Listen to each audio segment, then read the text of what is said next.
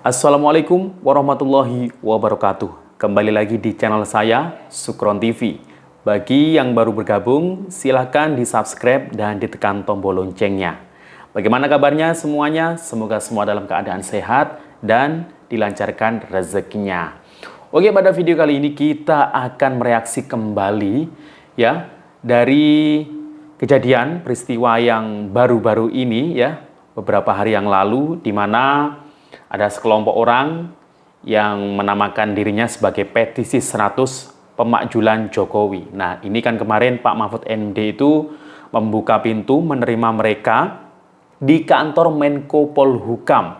Wah, ini banyak dari kalangan masyarakat yang mempertanyakan akan hal itu. Nah, sekelas menteri ya yang paling strategis ya, sekelas Menko, menteri paling strategis ini membuka pintu menerima para sekelompok orang yang memang sejak dulu ini tidak suka dengan Pak Jokowi dan berusaha ingin membuat isu pemakzulan. Padahal pemakzulan ini kayaknya ya nggak mungkin dan itu hanya mimpi. Tapi seolah-olah memang benar Pak Mahfud MD ini meluruskan bahwa pemakzulan itu prosesnya itu sangat panjang sekali ya, nggak mungkin sebelum pemilu, dan banyak masyarakat yang kecewa dengan sikap Profesor Mahfud tersebut ya. Kita ketahui Prof Mahfud ini adalah salah satu tokoh bangsa yang memang sangat intelektual, tapi sejak jadi cawapres, salah satu capres ya, kandidat, nah ini kenapa kok baru-baru ini menyikapi terhadap oposisi seperti itu. Bahkan Faisal Assegaf yang sebagai promotor pemakzulan tersebut, ini dia itu sangat senang sekali atas sikap Pak Mahfud yang seakan-akan ini merestui sekelompok orang yang ingin memakzulkan Presiden Jokowi. Nah, ini ditentang banyak kalangan masyarakat, para netizen, bahkan Jimli Asidik ini heran. Kenapa kok menjelang pemilu isu itu diangkat kembali, dan menurut Jimli ya mungkin ada yang ketakutan ya, ada yang ketakutan oleh paslon tertentu sehingga mengangkat isu itu lagi. Dan juga ada pernyataan juga sikap dari KSP, Kepala Staf Presiden tadi pagi atau tadi siang, dari Pak Muldoko. Ini gimana tanggapannya dari para netizen juga akan kita simak bersama-sama. Waktu Bung Faisal berdiskusi dengan Menko Polhukam mengenai wacana pemakzulan, apa respon dari Pak Mahfud?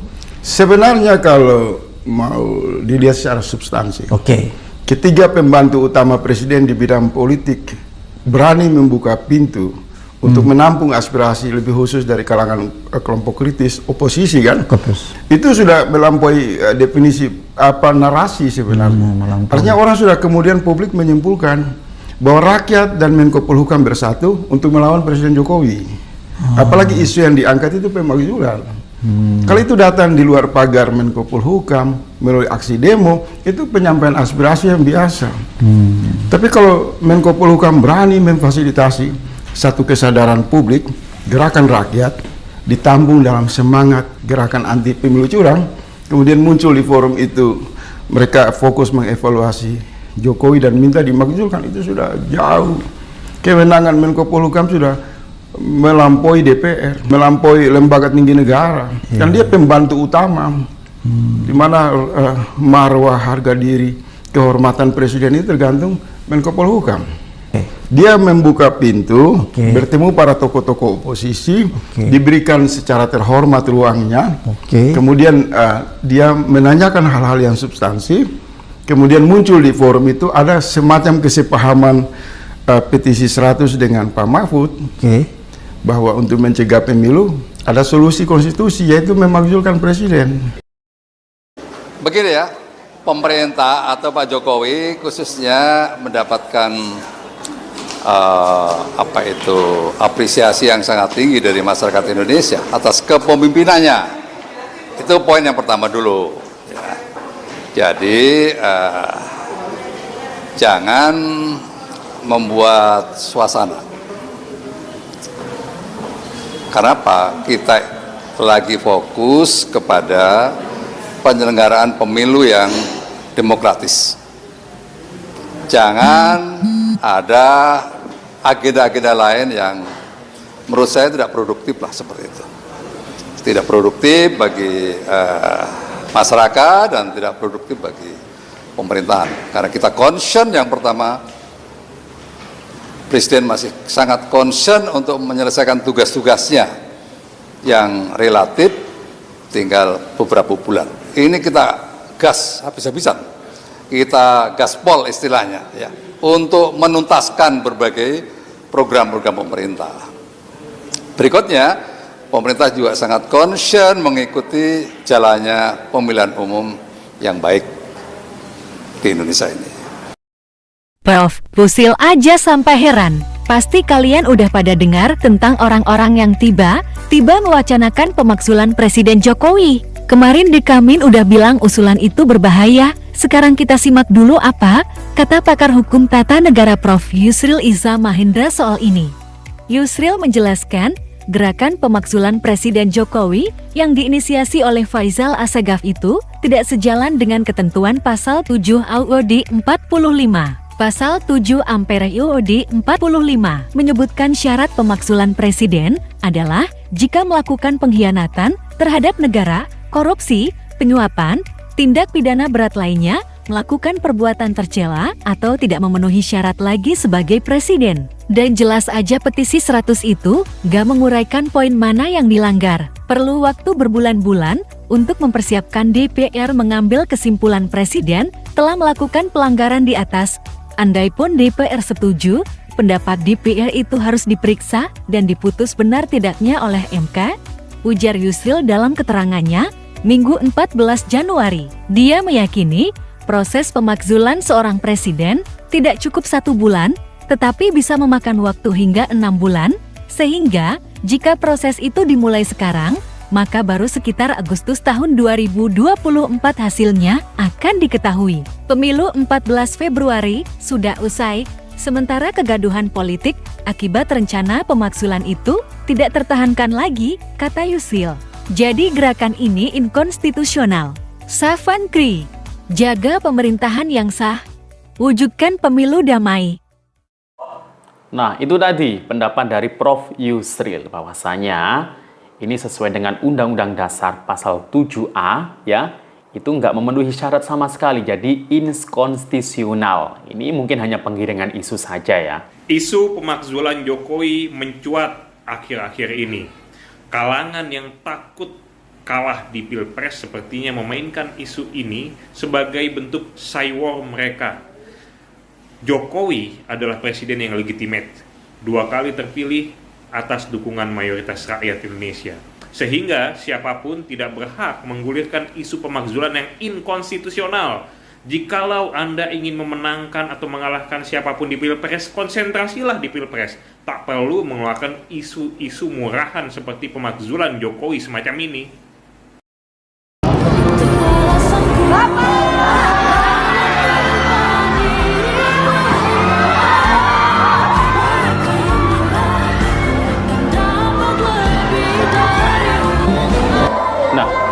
Ini masyarakat Indonesia masih sangat mencintai Bapak Presiden Jokowi ya.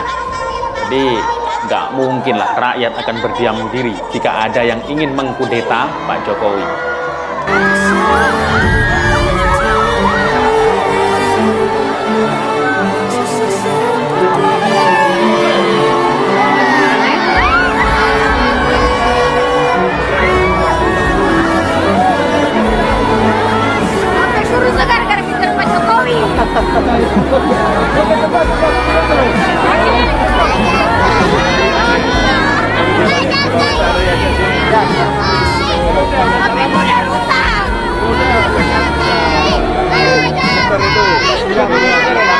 Saya tunggu Pak Jokowi dari tadi pagi, tapi dia lewat hanya sebentar saja.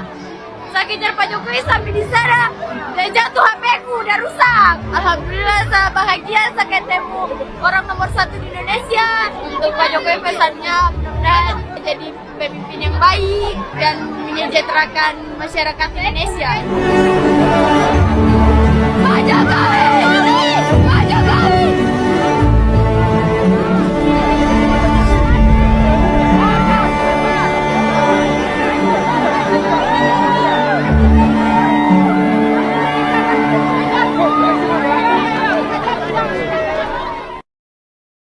Mahfud MD menerima 22 tokoh yang mengajukan petisi 100 untuk pemakzulan Jokowi sebelum masa jabatannya. Ya. Berkata jujur, saya juga nggak sepenuhnya setuju, juga tidak sepenuhnya puas dengan kinerja dari Bapak Presiden. Saya sering ungkapkan ya kan, saya mungkin memaki, saya mungkin mengkritik ya, tapi teman-teman yang patut kita pegang adalah tetap kita suka tidak suka Bapak Presiden Jokowi adalah presiden kita secara sah. Jadi ya tindakan untuk memakzulkan, menurunkan presiden yang sah ya, itu adalah tindakan mengkhianati negara dan itu saya tidak bisa tolerir. Akan berhadapan dengan saya dan pendukung-pendukung Bapak Presiden Jokowi jadi yang paling depan teman-teman untuk membela negara ini ya. Tetapi yang saya bingung justru orang yang mestinya membela Bapak Presiden Jokowi ya, itu malah memfasilitasi teman-teman, menteri teman-teman, Menko Polhukam. Yang menjadi pertanyaannya, kenapa Bapak menerima mereka? Kan saya sudah bilang ada protokol yang mereka lalui, dan tentu Bapak tahu maksud dan tujuan mereka berjumpa dengan Bapak. Etis nggak? Elok tidak? Sementara Bapak menjabat sebagai Menko Polhukam, dan Bapak juga adalah seorang calon wakil presiden, dan Bapak menerima kelompok masyarakat yang datang kepada Bapak berbicara tentang wacana pemakzulan presiden. Pertanyaan saya sebagai Menteri Koordinator Bidang Politik Hukum dan Keamanan yang masih menjabat hingga hari ini, dan presidennya adalah Insinyur Haji Joko Widodo, punya malu nggak Bapak menerima kelompok masyarakat yang datang dengan tujuan membicarakan pemakzulan presiden? Bapak punya malu tidak? Silahkan berkompetisi, tetapi saya mau ingatkan kepada kalian, kalau ada yang sempat berpikir, apalagi sampai mewacanakan pemakzulan terhadap Presiden Insinyur Haji Joko Widodo, ketahuilah, saya pertegas lagi, ketahuilah bahwa ketika ada percobaan pemakzulan Presiden Jokowi, disitulah kalian akan melihat ganasnya kemarahan rakyat. Assalamualaikum warahmatullahi wabarakatuh. Salam sejahtera buat kita semuanya. Saya mengajak kepada saudara-saudaraku setanah air agar menyatukan barisan, karena ada kelompok atau pihak-pihak tertentu yang berencana melakukan gerakan pemakzulan Presiden Negara Republik Indonesia Bapak Joko Widodo demi mendapatkan nafsu kekuasaan dan mengacaukan negara yang tercinta ini. Saudara-saudaraku, silakan menggunakan hak pilih Anda sesuai dengan hati nurani melalui proses demokrasi yang baik dalam pemilu tahun 2024, tepatnya pada tanggal 14 Februari tahun 2024. Ajak sanak saudara kita kepada siapapun yang telah mempunyai hak pilih dalam pemilihan umum agar datang ke TPS melakukan atau mencoblos siapa yang menjadi pemimpin favorit dia. Karena dengan cara seperti itu akan terlahir proses demokrasi dan pemimpin dari hasil proses yang baik. Kita berharap juga agar para perusuh, para provokator ini dicegah. Jangan sampai mereka menguasai parlemen sehingga bisa menekan anggota DPR dan mereka bisa berhasil memakzulkan Presiden Negara Republik Indonesia. Ingat, ada negara lain di luar sana yang mempunyai kepentingan untuk mengacaukan negara kita. Apabila negara kita kacau, maka anak-anak kita, putra-putri bangsa ini akan menderita. Akan terjadi kekacauan dan orang-orang yang ada di luar negeri, mereka akan tertawa terbahak-bahak melihat penderitaan di negeri ini. Kepada para perusuh, para provokator, dan pihak-pihak tertentu yang ingin melakukan pemakzulan terhadap Presiden Negara Republik Indonesia, hanya ada satu kata kepada mereka, yaitu lawan. Jangan biarkan mereka bertindak semena-mena dengan menggunakan kekuasaan, dengan menggunakan cara-cara yang licik, sehingga proses demokrasi kita tidak berjalan sesuai dengan apa yang kita harapkan. Billahi taufiq wal hidayah. Assalamualaikum warahmatullahi wabarakatuh.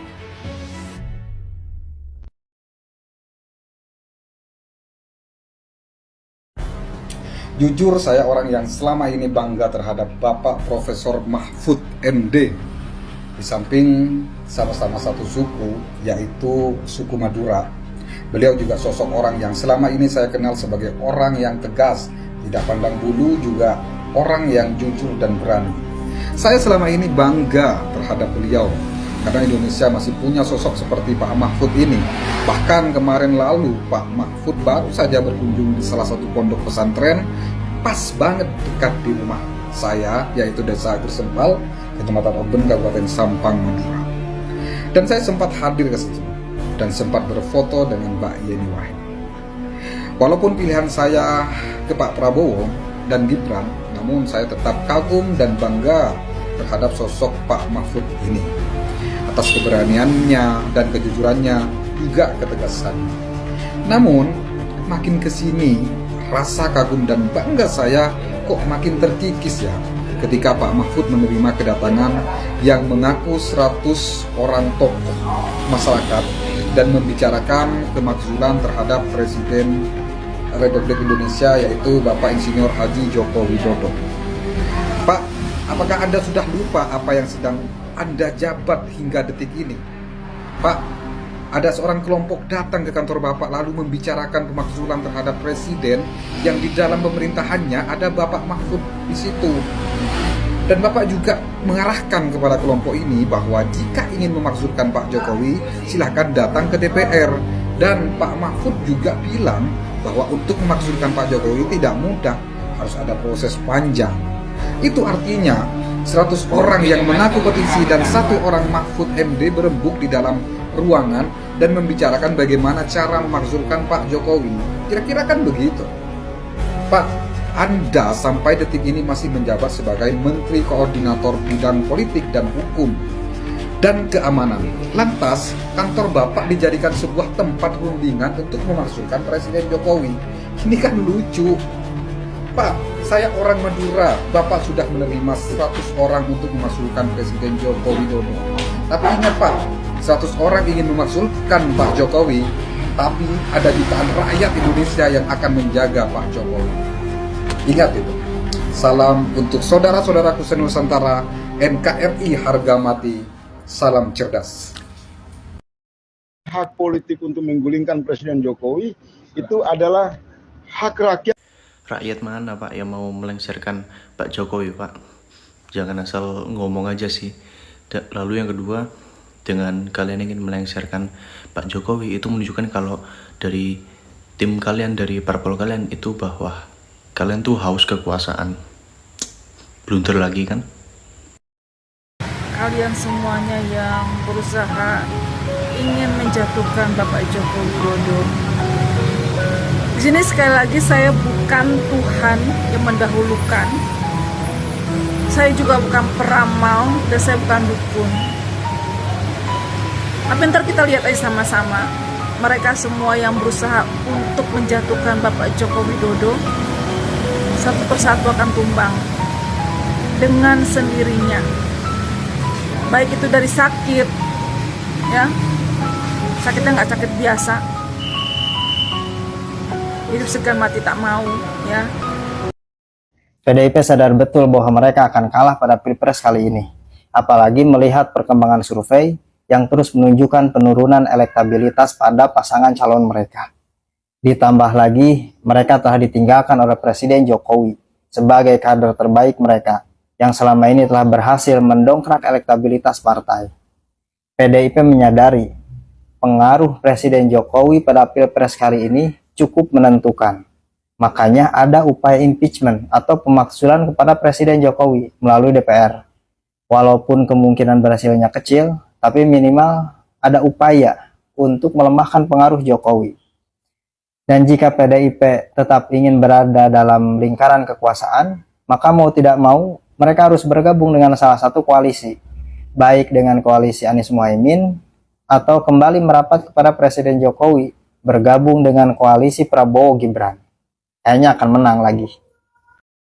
Jokowi akan diturunkan. Ini menyedihkan karena sebenarnya motif yang kita tahu, kita paham dari orang-orang ini adalah mereka itu juga karena mereka terlibat dalam kontestasi ini, baik sebagai konsultan politik dari pihak kandidat tertentu, itu sebenarnya karena mereka melihat tidak ada kemungkinan untuk menang.